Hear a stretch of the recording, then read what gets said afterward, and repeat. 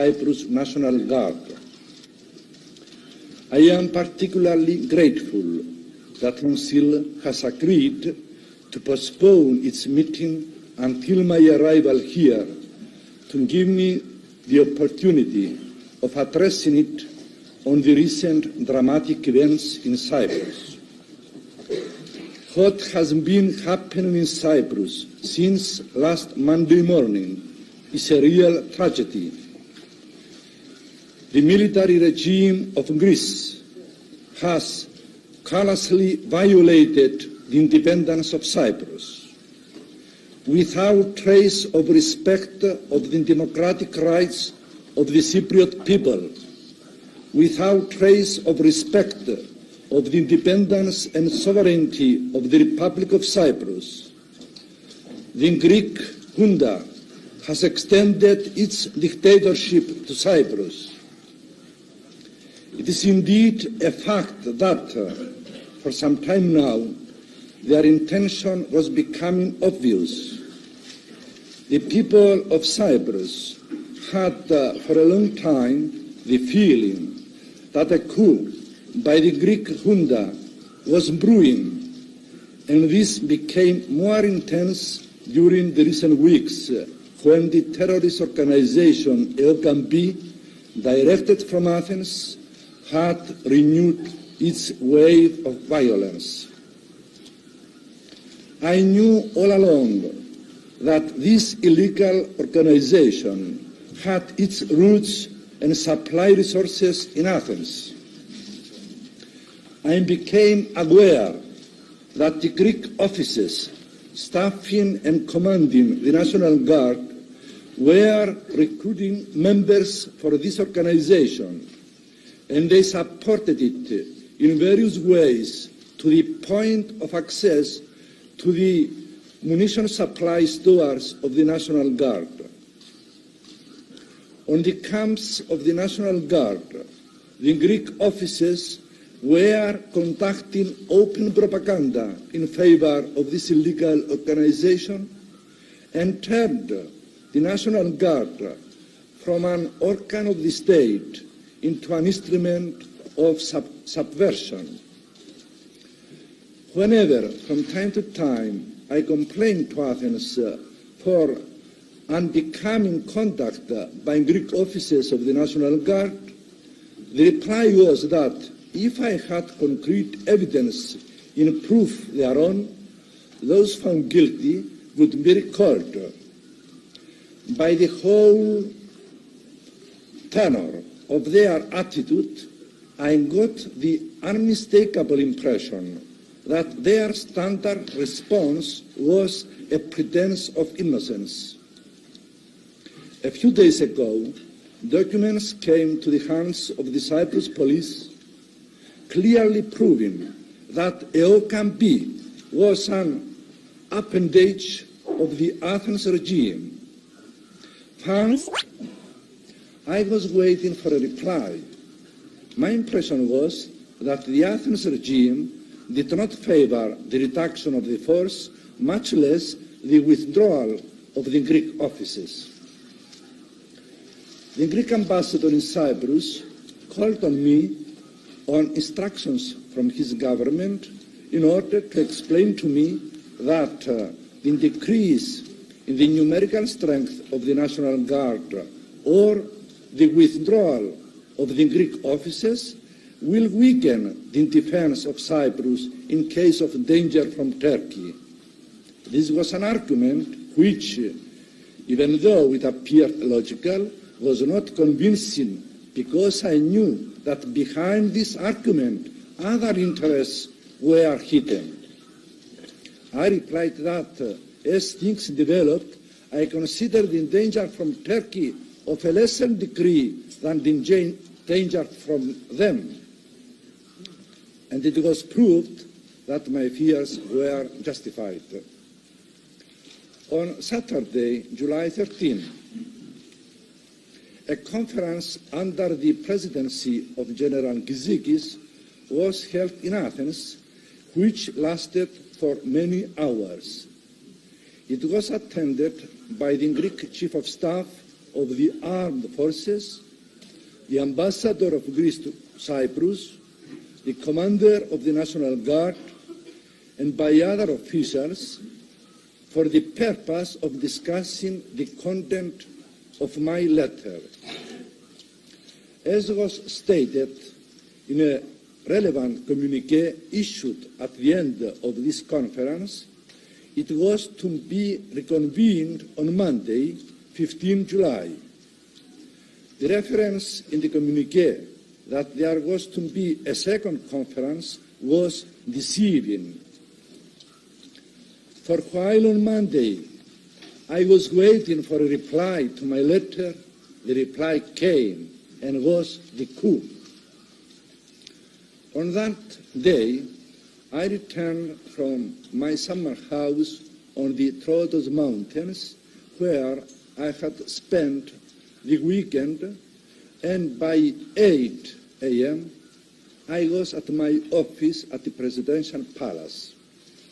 Half an hour later, I was welcoming in the reception room a group of boys and girls, members of the Greek Orthodox youth from Cairo, who came to Cyprus as my guests for a few days. Hardly had I greeted them when the first shots were heard. Within seconds, the shots became more frequent, and the member of the Presidential Guard informed me that armored cars and tanks passed the fence and were already in the yard of the Presidential Palace, which was shaking from mortar shells. The situation soon became critical. I tried to call the Cyprus radio station for the purpose of issuing a special broadcast announcing that the Presidential Palace was under attack, but I realized that the lines were cut off. Heavy shelling was ever increasing. How was my life saved seemed like a providential miracle. When I eventually found myself in the area of Paphos, I addressed the people of Cyprus from a local radio station, informing them that I am alive and that I will struggle with them against the dictatorship which the Greek regime is trying to impose. I do not intend to occupy the time of the members of the Security Council with my personal adventure. I simply wish to add that during the second day of the armed attack, the armored cars and tanks were moving towards Paphos, while at the same time a small warship of the National Guard began shelling the bishopric of Paphos, where I was staying. Under the circumstances, I found it advisable to leave Cyprus rather than fall in the hands of the Greek junta. I am grateful to the British government, which made available a helicopter to pick me up from Paphos, transfer me to the British bases, and from there by plane to Malta and London. I am also grateful to the Special Representative of the Secretary General and to the Commander of the Peacekeeping Force in Cyprus for the interest which they have shown for my safety. My presence in this room of the Security Council was made possible thanks to the help given to me by the British government and the representatives of the Secretary General, Dr. Waldheim, whose keen concern for me and for the critical situation which developed in Cyprus moves every fibre of my heart. I do not know as yet all the details of the Cyprus crisis caused by the Greek military regime. I am afraid that large is the number of casualties and heavy is the material destruction. What is, however, our primary concern at present is the ending of the tragedy. When I reached London, I was informed of the content of the speech of the representative of the Greek junta to the United Nations. I was surprised at the way they are trying to deceive world public opinion.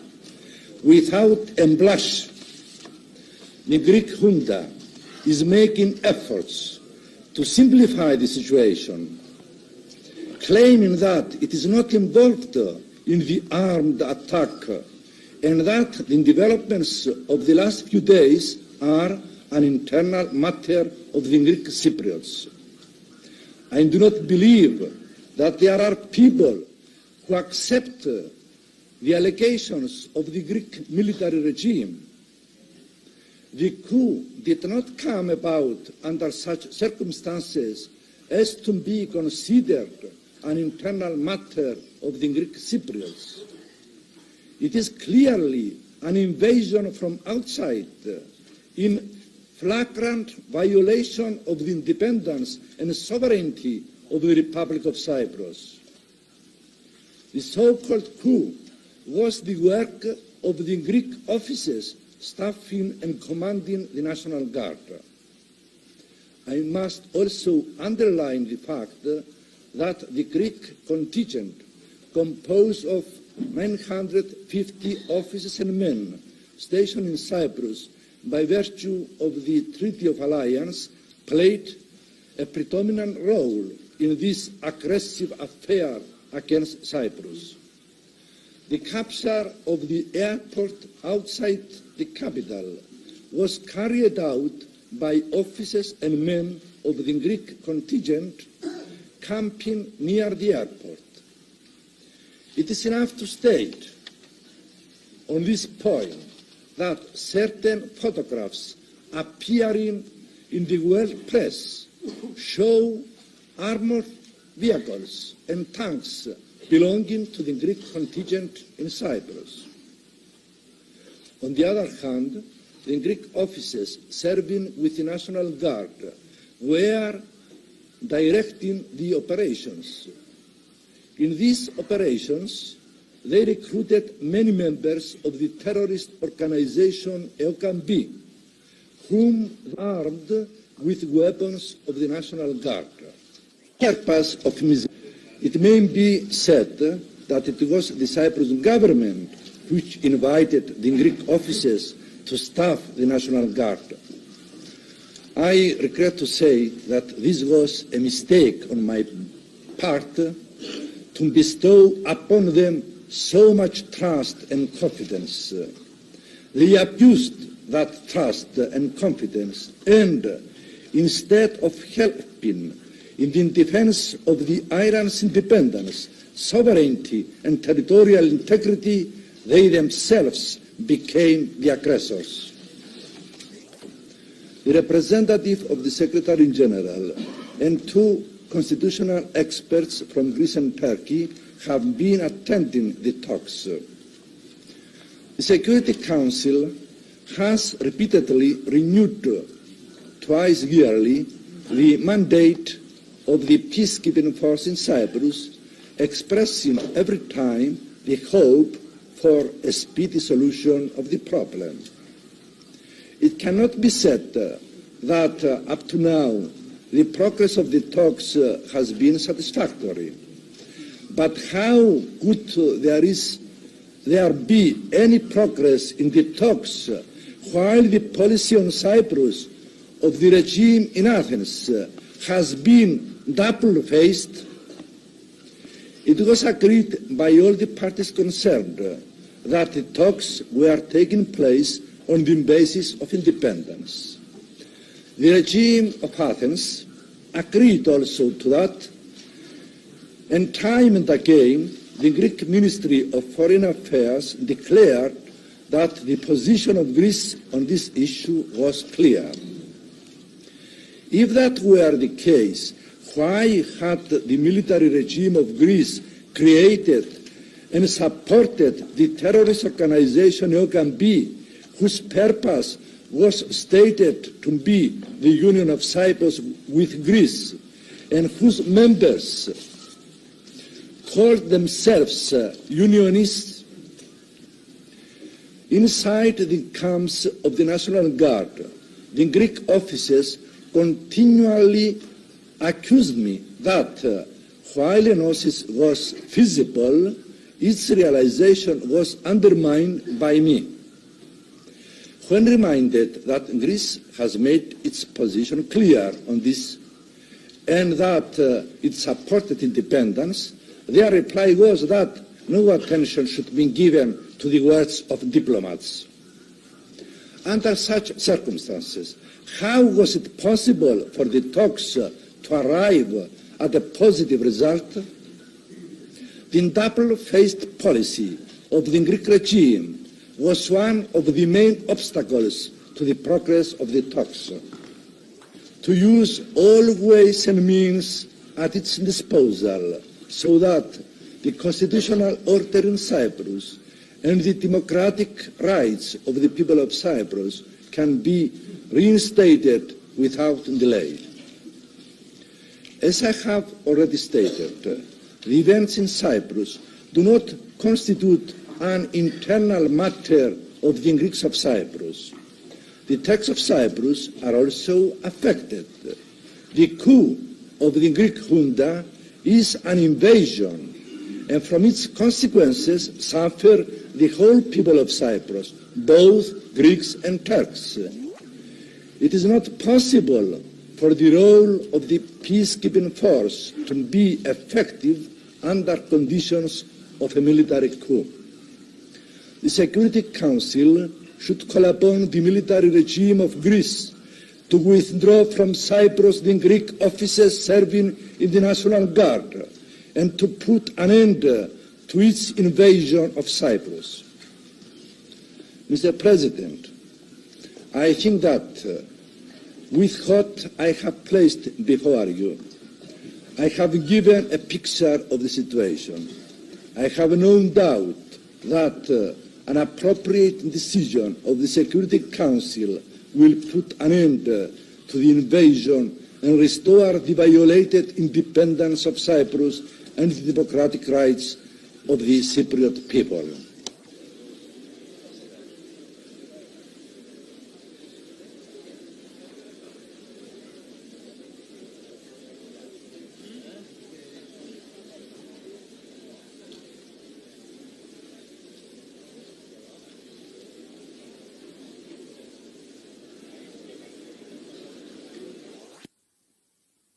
Intervention is a ruthless violation of the basic principles of international law and of the United Nations Charter, for which the government of Greece bears full responsibility. The Yugoslav peoples and their government followed with keen sympathy and supported the liberation struggle waged by Cypriot people against colonialism and are well acquainted and familiar with tireless efforts of President Makarios to preserve the freedom, independence and integrity of Cyprus. That is why we find especially revolting the fact that the putschists had directed their criminal action to the liquidation of President Makarios, symbol of that struggle, outstanding fighter for equal and democratic relations in the world, and veteran champion of the policy of non-alignment since the very first day of his country's independence. The putsch protagonists and those behind them are making impossible the positive development of relations between the two communities on the island. Their criminal action involves the peoples of Cyprus in a new and grave hardship, while also generating the possibility of a renewal of mutual bloodshed. Consequently, it threatens most directly peace and security, especially in the Mediterranean and in Europe, and injects new elements of tension into this important and sensitive region of the world. For all these reasons, Mr. President, my government considers it indispensable that the urgent action be taken by the Security Council. It is indeed regrettable that the Council did not act decisively at its first meeting on this question on the afternoon of July the 16th, in spite of the urgency, clearness of the case and the specific proposals made by Permanent Representative of Cyprus, Ambassador Asis. As known, Mr. President, consistent with her policy, Romania resolutely declares herself against every act of strength and every form of immixture in the internal affairs of other states, for strict observance of the principles of national independence and sovereignty, of the right of all people to develop freely and self-dependently, to decide their own destiny in keeping with their interests, without any outside immixture.